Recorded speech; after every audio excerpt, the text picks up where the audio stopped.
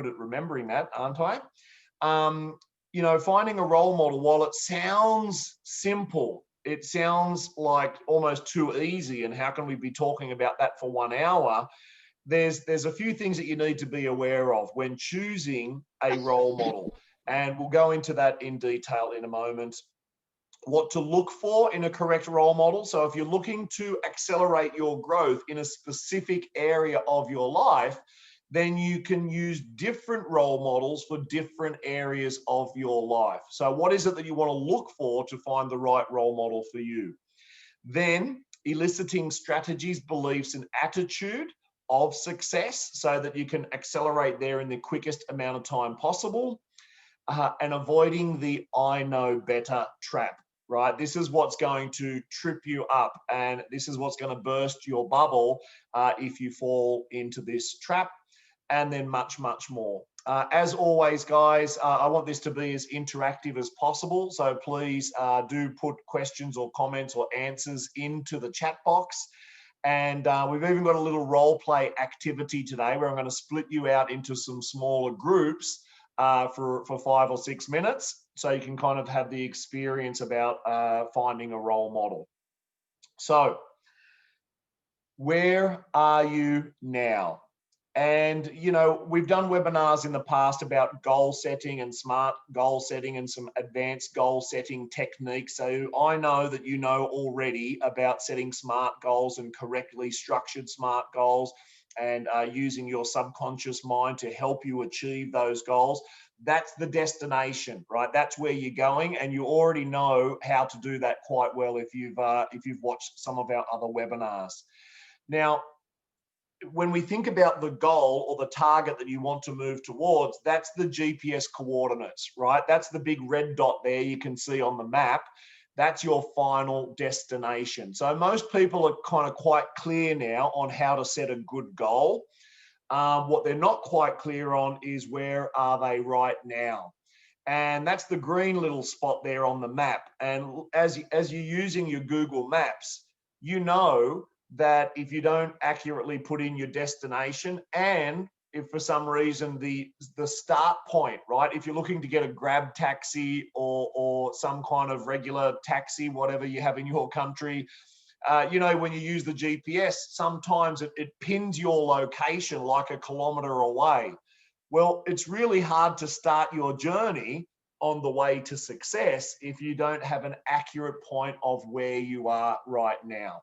So in addition to knowing, you know, where you are now, you definitely want to know, you know, where are you going, right? Where do you want to go? So, you know, if either one of those is incorrect, then how can you plan your route? How can you plan your journey? How will you know what steps to take unless you're very, very clear on where you are right now and then where you want to go? Once you know both of those, and once you are honest with yourself, then and only then can you begin to start planning a course of action, right? You can begin to plan your journey on how to get from here to over here. Now, what I mean by being honest with yourself is people out there, they often overestimate where they think they are. So what do I mean by that? They think they're a few stations ahead of where they really, really are in reality. So while things might look good on the surface, for example, they've got thousands and thousands of dollars of credit card debt. There are certain elements in their life where they're really, really not happy, whether it's relationships or career or whatever. So they're kind of looking at the surface level stuff, which might look bright and shiny, but they haven't, you know, taken into account their life as a whole. So in order for you to navigate to your destination accurately, you've got to be honest with yourself, right? And know where you are. So some people, they kind of overestimate where they are, yet other people will underestimate where they are, right? And that might be linked to a lack of self-confidence or a lack of self-worth. just some old programming and limiting beliefs that they have installed that they maybe do not know that they do not know that they have. And so they underestimate where they are.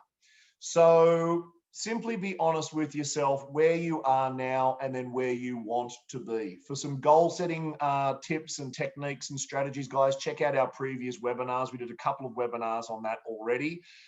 Today, we're going to talk about bridging that gap, right? So once you know where you are and where you know where you want to be, what is the quickest way to get there?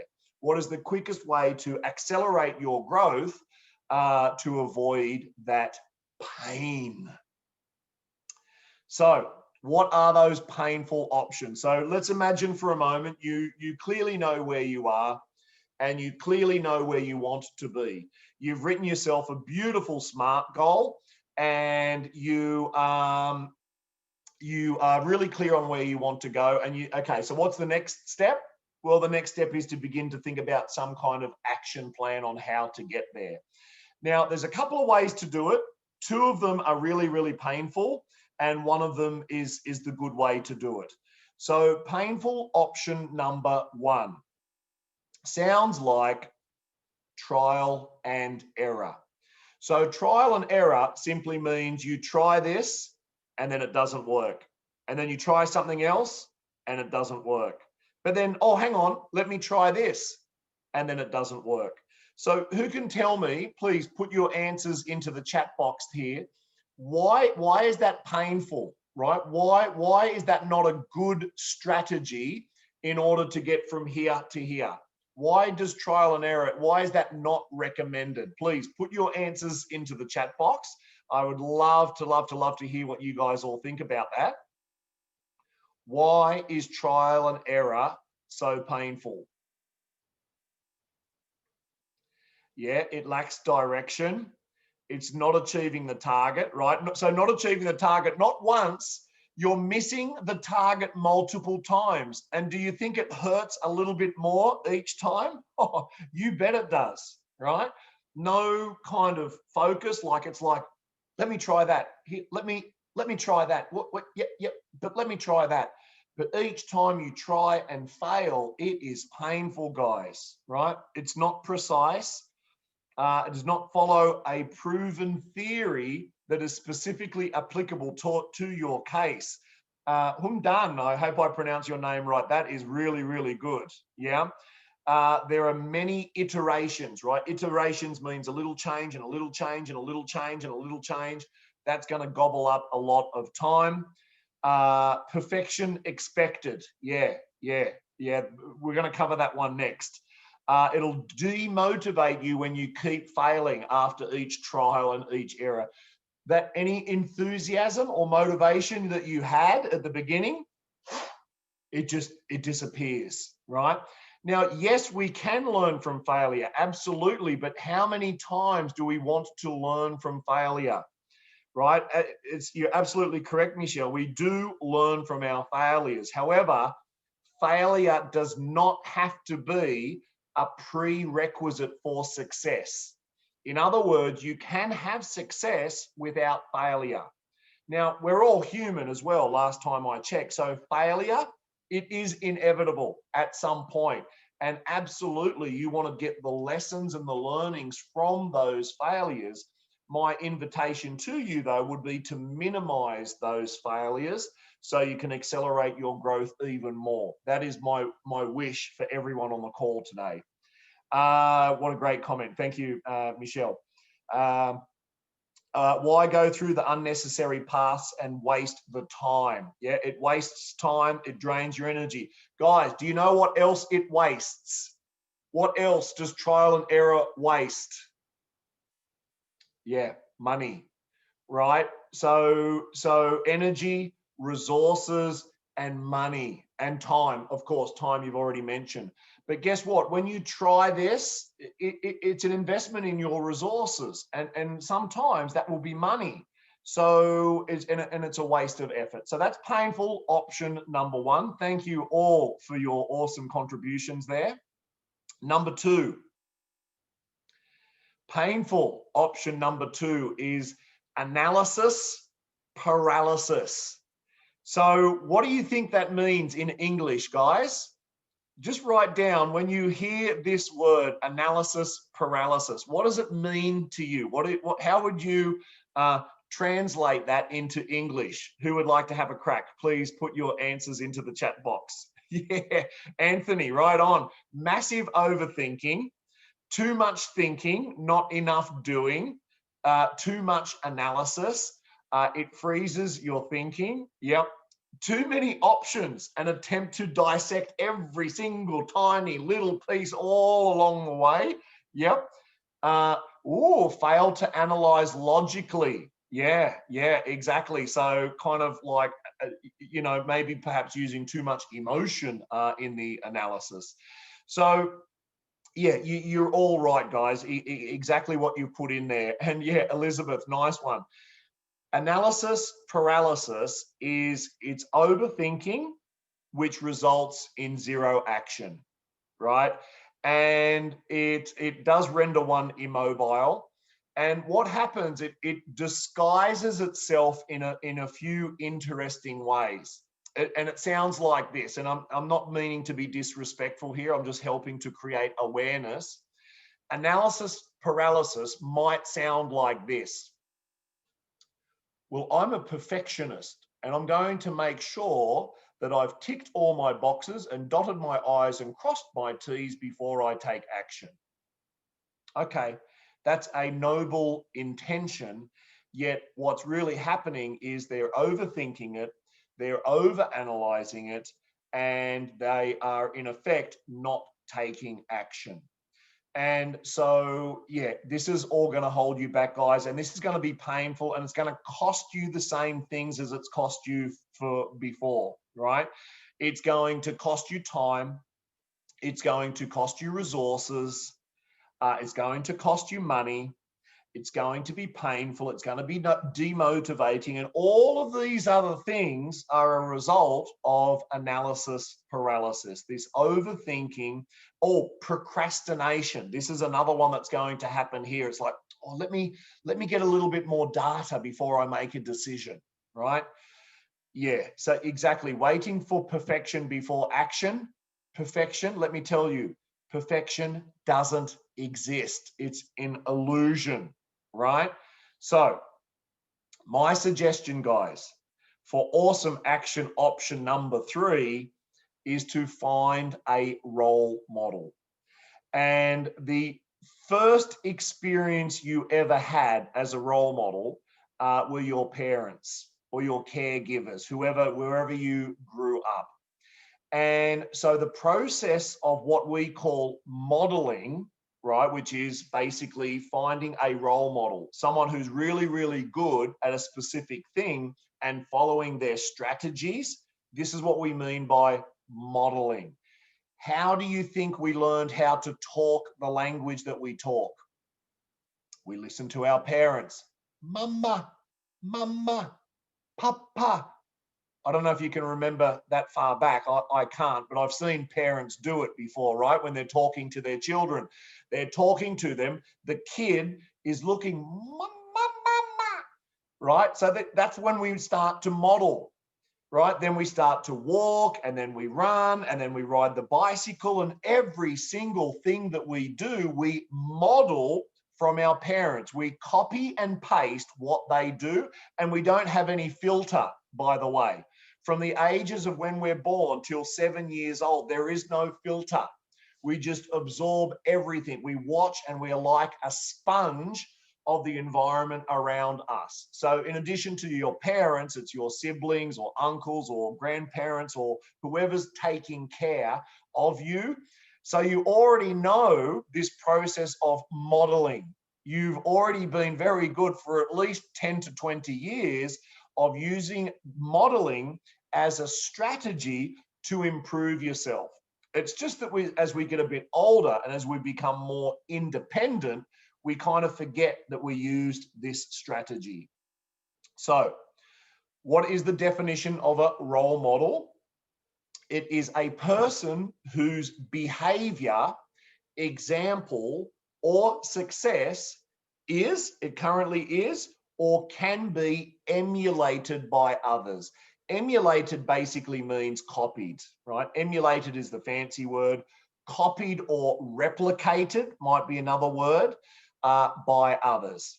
Now, as children, we modeled our parents, good, bad, or ugly, right? So in other words, we didn't really have a filter and we didn't really have a choice on those behaviors and communication strategies and those belief systems that we modeled from our environment between those early formative years. We didn't really have a choice. It just like happened.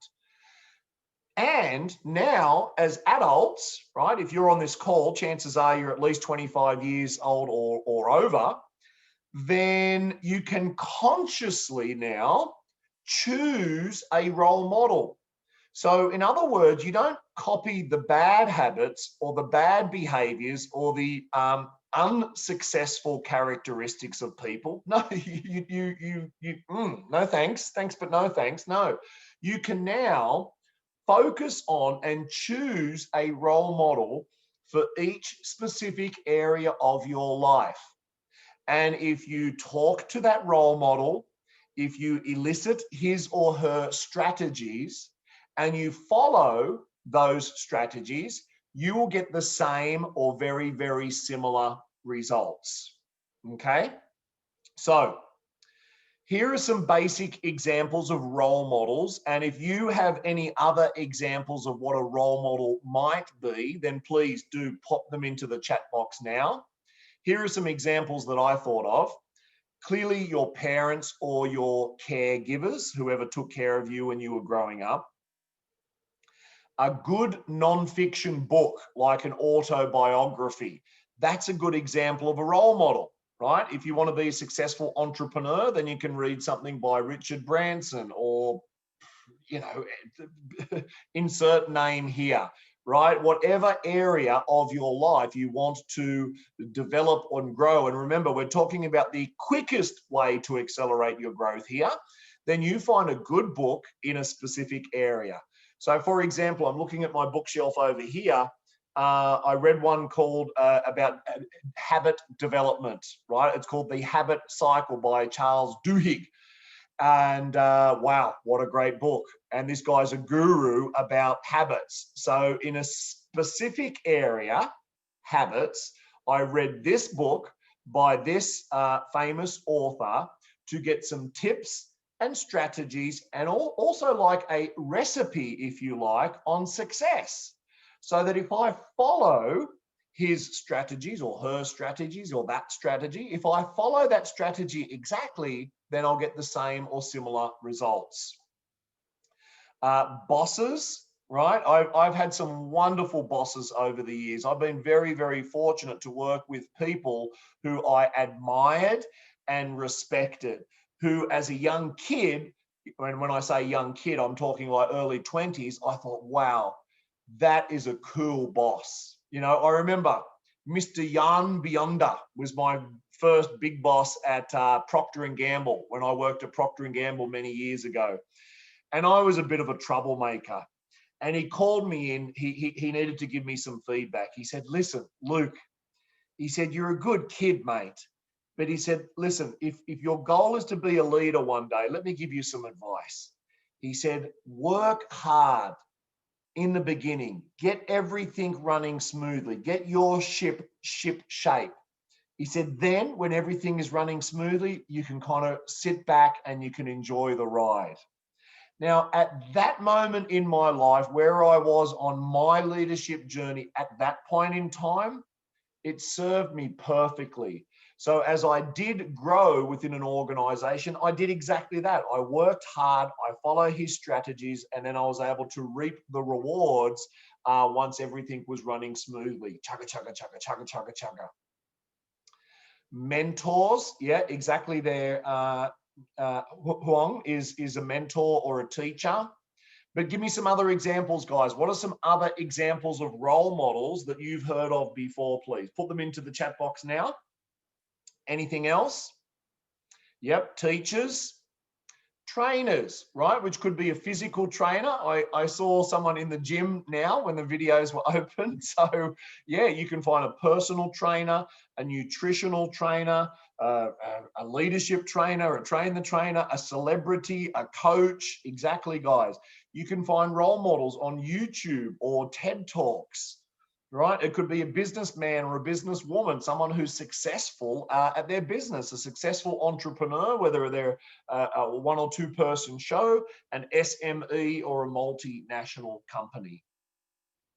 Now, you know who else is a role model, guys? Simply anyone who's really good at something. Now, let me clarify a little bit here. Oftentimes, a role model is not really good at everything. When you're thinking to accelerate your growth as quickly as you can, you will probably want to connect with and learn from different role models. So in other words, you might have a role model for health. You might have a role model for relationships. You might have a role model for your personal development or your spiritual practice. You might have a role model for this and a role model for that, and that is okay. A good role model will not be jealous. They won't say, well, I'm your only role model. You can't talk to them. No, it doesn't work like that, right? So you can have multiple role models in multiple areas of your life. So what you want to look for is, what is it that that person, that potential role model, what is it that they're really good at? Not just like a little bit good. If you want to be a little bit good, then you role model someone who's a little bit good. But if you want to be awesome, if you want to be outstanding, if you want to be world class, then you find that role model who is world class in that specific area. And as you follow the strategy of that role model, you will get the same or similar results. For example, Tony Robbins was a role model of mine for many years. And he was a role model in two specific areas. One was as a trainer, right? So when I went to my first Tony Robbins event, I was sitting in the audience and I was watching Tony do his thing. I observed his physiology and I observed the language that he was using, and I could feel his energy, his presence being right here, right now. And I thought, oh, that's good. Oh, I want some of that. I want to be like him. So in that 4-day event, I just watched him like a hawk, eagle eye, watching everything that he did. Then when I came back here to Thailand, I was doing a lot of corporate training at the time. Corporate training can be a little bit difficult. Why? Because inside a corporate training, like a leadership training, for example, not everyone wants to be there. Yeah. If you go to a public seminar, you normally pay your own money, you want to be there. Totally different experience from a trainer's point of view. So as I went back to Thailand, I emulated, I replicated what Tony did on stage in front of 3,000 people. I just took the recipe, I applied it for myself with my little group of 30 corporate leaders and got amazing results very quickly. How did I know? Well, because I would get invited back to the trainings again and again by these organizations. That's my only measure of success, is how happy is my client. Yeah. So let's play a little game right now, guys. We're going to use this technique called feed forward. And it's kind of like finding a role model. And I just want you to have a little experience of this. This is one of my favorite activities to do with organizations. So I want you to think of a specific area in it can be your leadership, right? But it might be your life or your health or your whatever. I just want you to think of one specific area that you'd like to improve in your life, okay? And what I would like you to do is write that down on a piece of paper. So go ahead and do that now. Just take 30 seconds to think of one specific area in your leadership or your coaching or whatever it is that you're doing, one area where you'd like to improve. And yeah, you can put it in the chat box if you like. That's absolutely fine. So fitness, yeah, for clarity. Now, In a moment though, I want you to be a little bit more specific than just fitness, but this is okay for now, into the chat box. Then in a moment, guys, how many people have we got on the call right now? We've got about 30 people. So I'm going to split you into about 5 groups in a moment. So there's going to be about 5 or 6 people in each group. Actually, maybe more. I'll put it to about 4 people in each group. And in your group of 4, we're going to practice this technique called feed forward. And feed forward was made famous by a gentleman named Dr. Marshall Goldsmith. So this technique was something that I did not know. But because I used the process of modeling in my personal and professional life, I search YouTube and Google for different training tips and techniques and activities that I can use inside of my own leadership workshops. And lo and behold, there is Dr. Marshall Goldsmith giving me clear instructions how to do this particular technique on YouTube. So I modeled his strategy. I just replicated exactly what he did. I did it with my corporate clients, and they love it, and I love it, and you're about to love it as well. So you're going to think of that area where you'd like to improve. And then you're going to ask your friends for 2 tips. And I want you to be a little bit specific in your question. So you might say something like, I would like to lose 10 kilograms. Well, I would like 2 tips on how to lose 10 kilograms. Or I'd like 2 tips on how to increase my cardio, or whatever it is. Veronica mentions clarity. I would like 2 tips on how to be clearer on my direction in life, or with my communication, or whatever it is for you guys. So just articulate that question that you're going to ask your friends. So let's say that you're a group of 4. So person 1 will say, hi, say, I would like 2 tips, please, on how to improve my time management, for example. Then their friend number 1 will give them 2 tips. Any tips, guys, good, bad, or ugly, it doesn't matter. You're going to give 2 tips. And then person 1 says, thank you. And I invite you to write them down, guys, right? Write them down without judgment, right? And you say, thank you, you're welcome. Then person number 2 gives them 2 tips, right? So you might need to remind them of the question. I'd like 2 tips, please, on time management. 2 tips, thank you, you're welcome. Person number 3, I'd like to be better at time management, please. 2 tips, thank you, you're welcome. Then you rotate. So then person number 2 says, well, I would like to be better at delegation, for example. 2 tips, 2 tips, 2 tips. Thank you, welcome, thank you, welcome. And then you rotate and you rotate and you rotate. So the point here is, guys, I don't want you to get into some long discussions. I want you to collect as many of those tips as you can, okay? As many tips as you can. And in the interests of time, maybe we'll just put you in groups of 3 or 4, all right? And so I'm sure you've all used Zoom before. And so what I'm going to do now, guys, I'm going to put you into these breakout rooms, and you'll have a total of 5 minutes. So clearly you want to do this nice and quickly, okay? So just give me a second here and I'll split you into the breakout rooms. And please go ahead and join your breakout rooms now. Total of 5 minutes, guys. So move through, rotate nice and quickly. And then you should see a little icon now to join the breakout room, whether it's room 1 or 2 or 3. Go ahead, join your rooms now, have a little bit of fun, and I'll see you in a moment.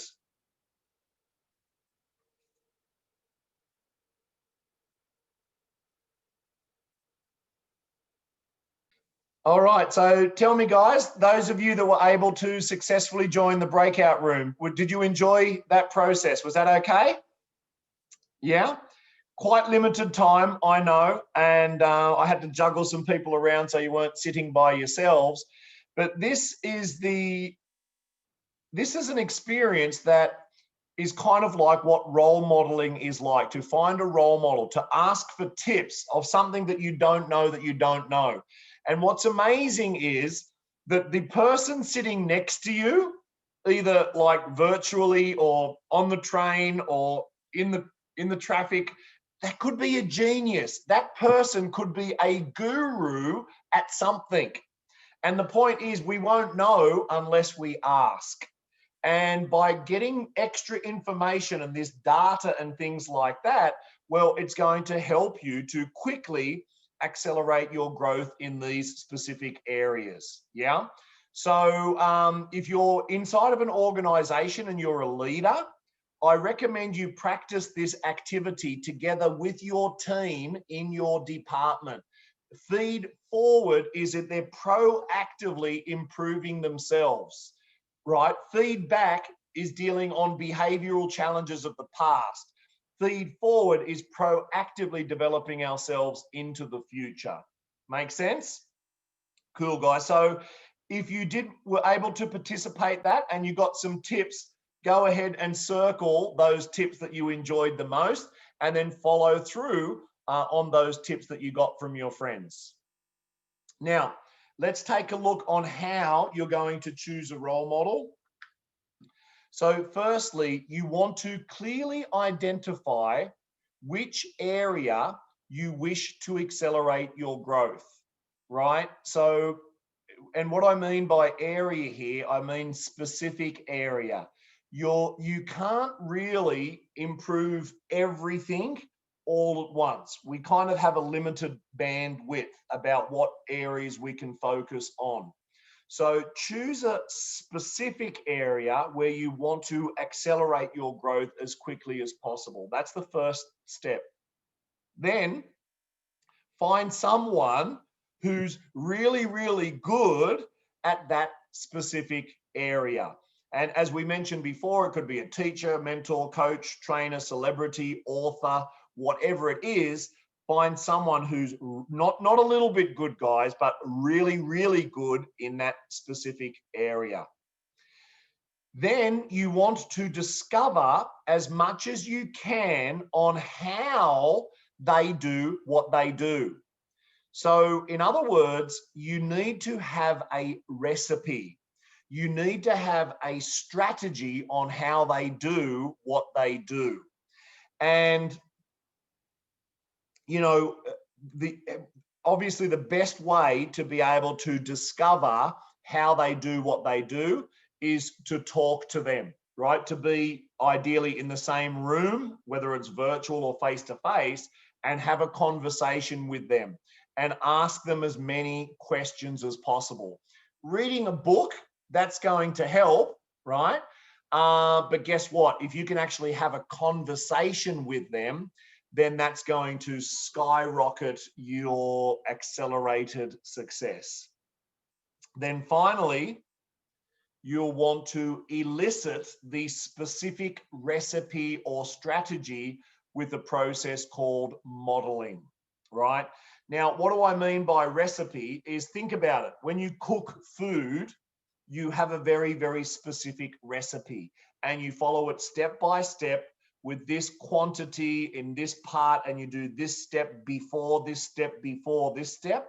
Well, the same is true, guys, for whatever area of your life that you want to develop, whether it's your coaching skills or your clarity, your time management or your confidence, your communication or your influence, your fitness or your health, whatever it is, that person that's really, really good at that thing, they have a strategy.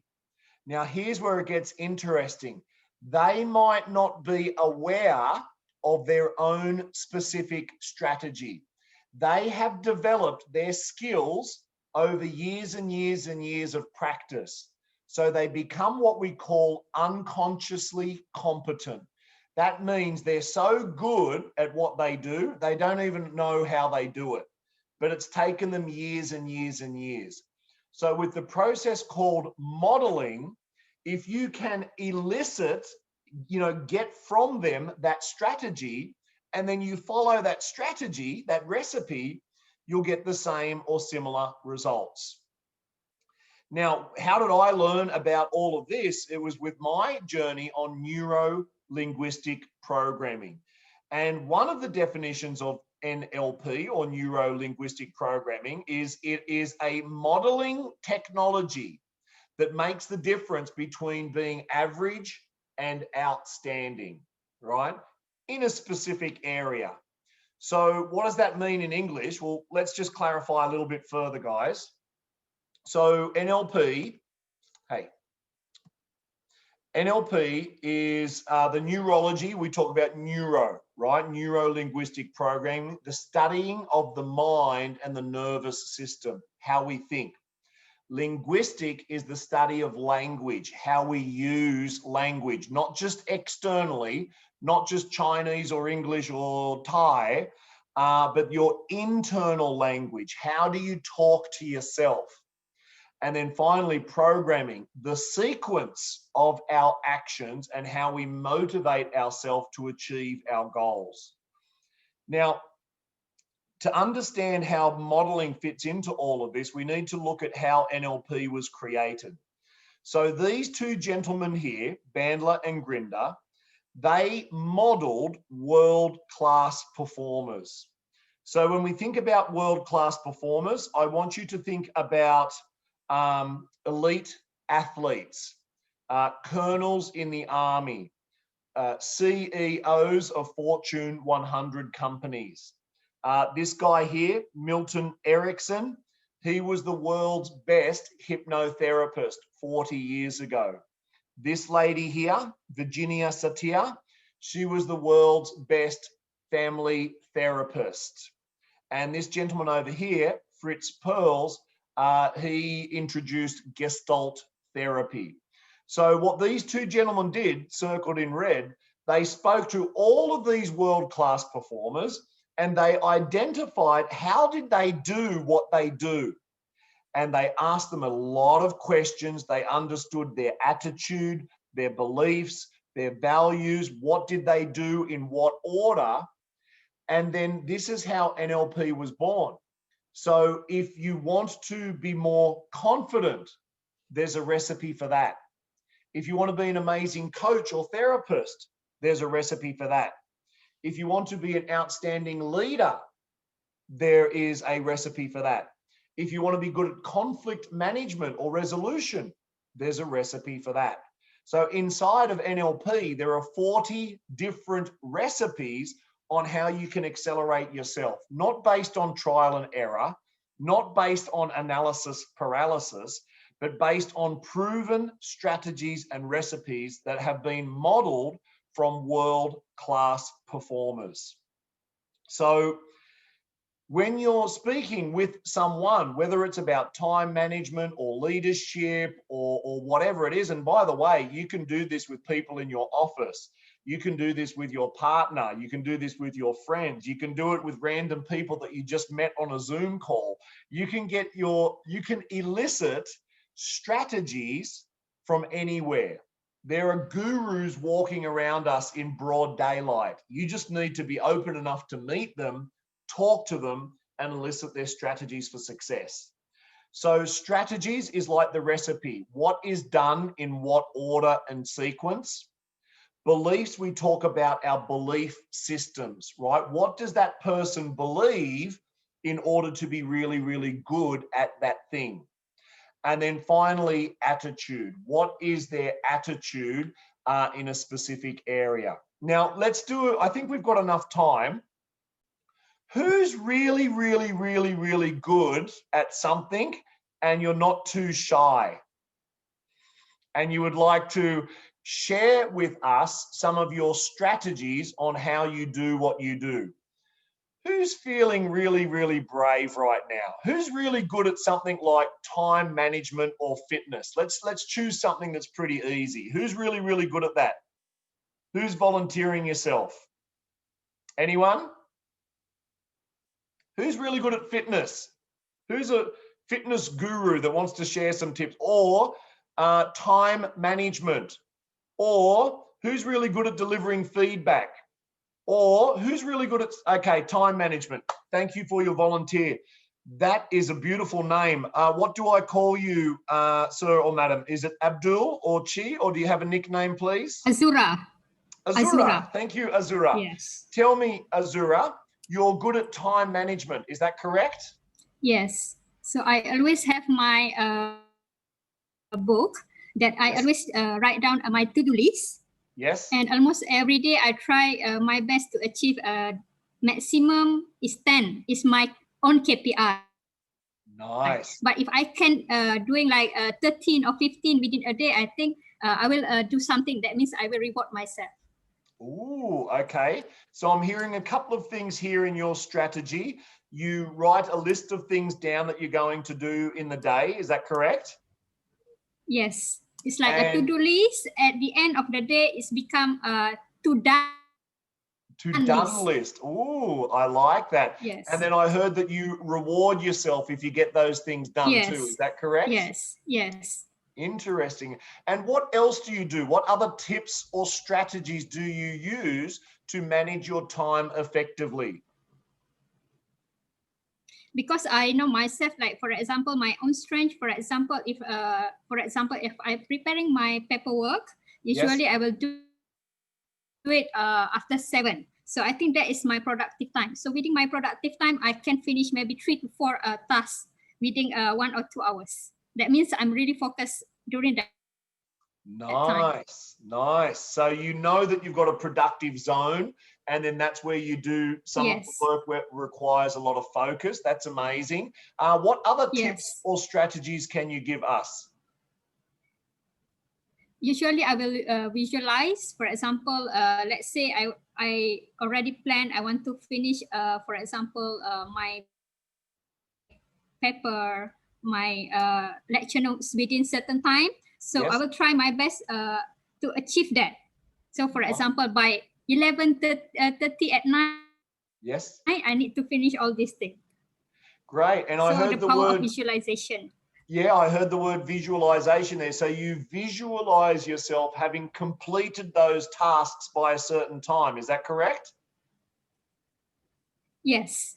Ooh, I love it. I love it. And what do you use to help manage your time? Do you use like Post-it notes or Google Calendar? What do you use to help manage your time? Yes, I use Google Calendar, and I have my own, like a whiteboard. That means in my whiteboard, I will classify into urgent, important, not urgent, not important. So the 4 quadrant. So then you can know which one that you need to do first. Wow. I love it. I love it. I love it. Thank you so much for sharing. And I wish we could keep talking. I think I need help. I think I need help with my time management with only 11 minutes to go. But you get the point here, guys, right? Imagine you were having a one-on-one conversation with that someone who's really, really good at that thing, and you just keep asking questions, right? If I was to go deeper, I would say, what's your belief system around time? I would ask her about her morning ritual. I would ask her if she has a meditation practice, or what does she do to balance her work life? And you keep asking, and you keep asking, and you keep asking, guys. And then you begin to apply those same strategies into your own life. Thank you very, very much, Azura. That's so kind of you to share. Thank you. Now, there is a trap, guys, and I just want to be honest here. How do I know? I've been through this. I've done the whole trial and error thing. I've done the whole analysis paralysis thing. It's not fun. And then you think you get it, right? You think, yeah, I'm going to model people. That's what I'm going to do. But please be aware of these traps. The first one is the delusion that a quick or short-term win equals long-term success.